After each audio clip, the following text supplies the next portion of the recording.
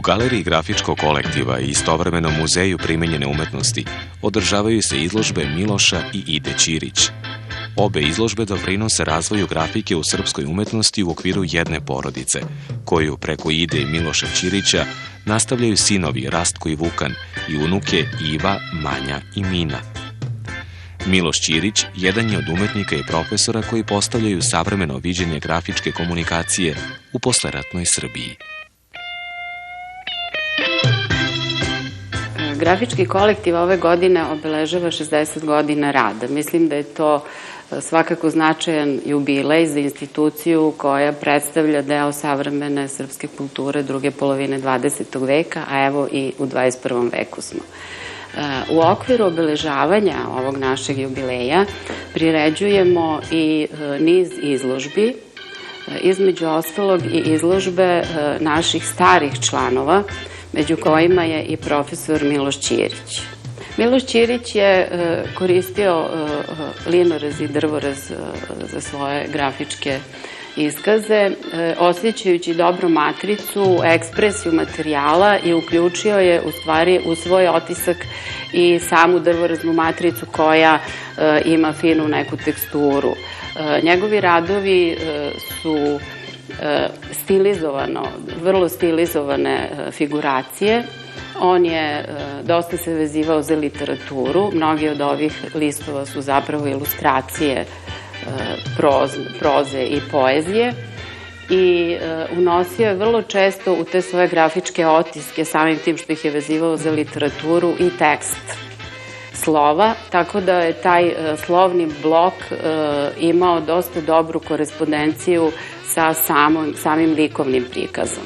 Kasnije on sve manje radi grafiku, jer počinje više da se bavi grafičkim identitetom, znači radi vizuelne identitete i profesor je na akademiji, i kako je bio jedan vrlo pedantan i sistematičan čovek, on prosto nije mogao više koloseka u isto vreme da prati. Rad Ide Ćirić, izložen u Muzeju primenjene umetnosti, predstavlja pregled kompleksnog stvaralaštva u oblasti primenjene umetnosti. Od ilustracija knjiga za decu predstavljenim u 52 njena izdanja, do raskošnog opusa na polju kostimografije i idejnih rešenja za kreativne inovacije.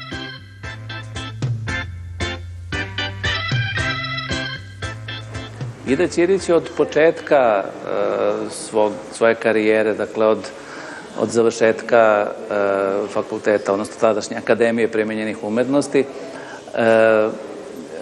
krenula da radi na deci i na dečjoj ilustraciji. Postavljajući ovu izložbu, primetio sam da je njen rad na crno-belim ilustracijama jednako zanimljiv, čak je meni bio više zanimljiv nego ove njene jarko kolorisane ilustracije za decu po kojima je ona i bila poznata.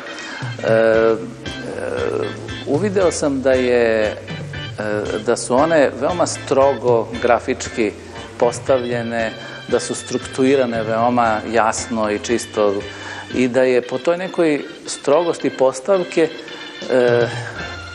da po tome njeni radovi mogu čak da se mere sa očevim i oboje su poneli u stvari to neko jasno analitičko učenje, zasnovano verovatno na Bauhausu, i onda su krenuli svaki svojim putem. Moja majka na dečje ilustracija, moj otac prema zaštitnom znaku, grafičkim komunikacijama, heraldici i tako dalje. Obično je bilo reči o tome da sam od oca nasledio neku tako čvrstinu, odnosno neku grafičku sistematičnost i veoma sveden grafički izraz, a opet s druge strane majčine žive, vedre ilustracije, i tako u tom sklopu te dve polovine, te dve različitosti sam negde ja sebe smeštao.